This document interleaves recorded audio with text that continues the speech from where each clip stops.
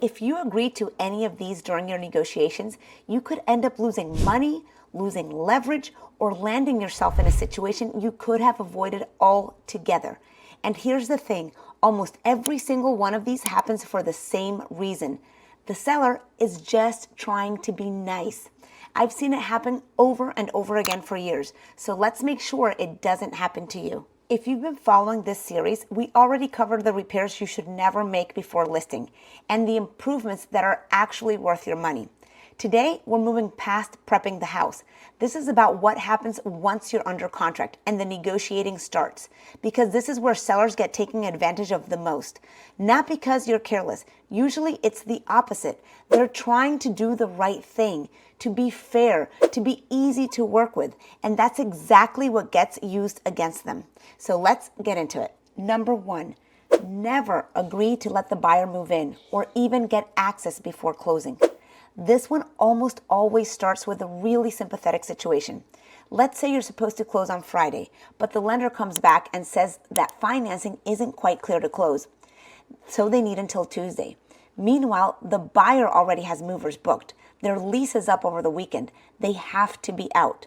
So now they're in a bind, and they come to you and ask, can we just move our things in for over the weekend while the loan finishes clearing? And I get it. It's a real problem for them. It's stressful, it's expensive, and you want to help. That's exactly why sellers say yes to this one. But here's the truth. It's not your problem to solve. Until it's recorded and it's legally theirs, it is still your house, and you are still liable for anything that happens in it while their belongings are there or while they're inside of it. If that loan doesn't clear, and sometimes it doesn't, you now have a buyer's moving truck worth of belongings or a buyer themselves in your home. This is a much bigger problem than a few extra days on closing. I know it's hard to watch someone scramble, but that's between them, their agent, and their lender. If they need a hotel for the weekend, or the buyer's agent wants to help them cover that cost, that's on them to figure out, not you. Number 2, and this one happens more than people think. Never let anyone into the house who isn't a verified agent with an actual scheduled appointment. This one comes up constantly around open houses. Your agent holds an open house from 1 to 4 p.m. And at 4:30 p.m., someone shows up saying, I got stuck in traffic. I drove all this way. Can I just take a quick look? They sound so sincere, and the seller's instinct is to say, yes, of course, come on in. No harm done. But no, same thing if someone tries to sneak in early before your agent's even set up. It doesn't matter how nice or apologetic they are. No appointment, no verification means no access, full stop. Number 3, never agree to talk directly with a buyer once you're under contract. Sometimes a buyer will reach out to you personally, hoping a friendly one-on-one conversation gets them something their agent couldn't get in writing.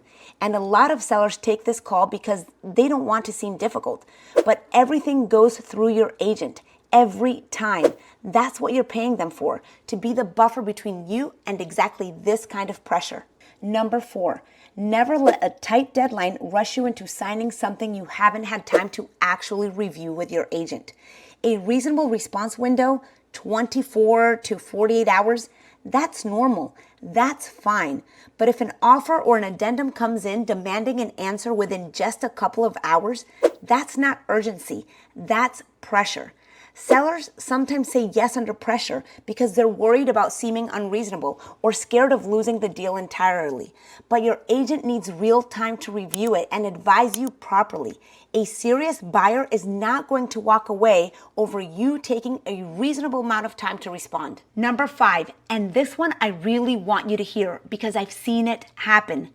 Never let a buyer back into the house after contingencies have already been satisfied. Here's what happened with one of my sellers. The buyer wanted their contractor to price out the renovations they wanted to start right after they closed. They wanted to get ahead on ordering materials, line up the budget. It sounded harmless and everything was going well. So my seller said, sure, happy to help, no big deal. But once the contractor actually got in there, the real cost came in way higher than the buyer expected, and the contractor found additional issues they hadn't accounted for at all. So the buyer came back wanting a significant renegotiation after contingencies were already satisfied. My seller said no. The buyer walked, and yes, my seller kept the deposit. But that deposit didn't come close to covering the carrying costs, going back on the market and eventually selling for less than the original deal. On top of that, the delay cost them the next house they had their eye on. Here's the point. It doesn't matter what the reason is. It can be a completely valid, reasonable ask. But saying yes to something outside the contract just to be nice can backfire on you.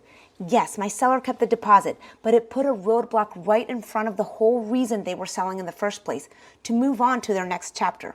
Once a buyer gets back inside your house, there's a real risk. Cold feet, a change of heart, a new excuse to walk.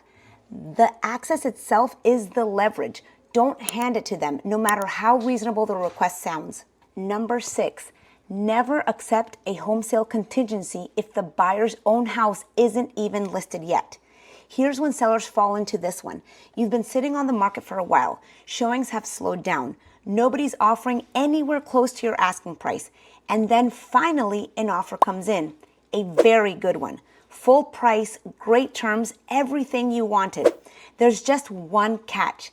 It's contingent on the buyer selling their own home first, and that home isn't even listed yet. After weeks of nothing, it's tempted to take it. It feels like relief. But none of those great terms matter if the buyer can't actually perform. Their house isn't on the market, so you don't know their home's condition. You don't know their marketing plan. You don't know the pricing strategy. You don't even know if it's priced to sell. You could end up right back where you started, months later, except now you've lost all that time waiting on a sale that never got off the ground. Number 7, never accept a cash offer without proof of funds or a financed offer without an actual lender letter. Anyone can say, it's cash. Anyone can say, I'm pre-approved, and it can feel awkward to ask for proof, like you're accusing someone of lying, but you're not. This absolutely needs to be verified before you ever take your home off the market for someone. It's not about being suspicious. It's about protecting your timeline. And number 8, the one most sellers have never even heard of, and it's the one where sellers get in trouble for the nicest possible reason. Never agree to refund unused closing cost credit money directly to the buyer. Here's how this shows up. You agree to a closing cost credit, let's say $10,000. The buyer only ends up using $9,000 of it.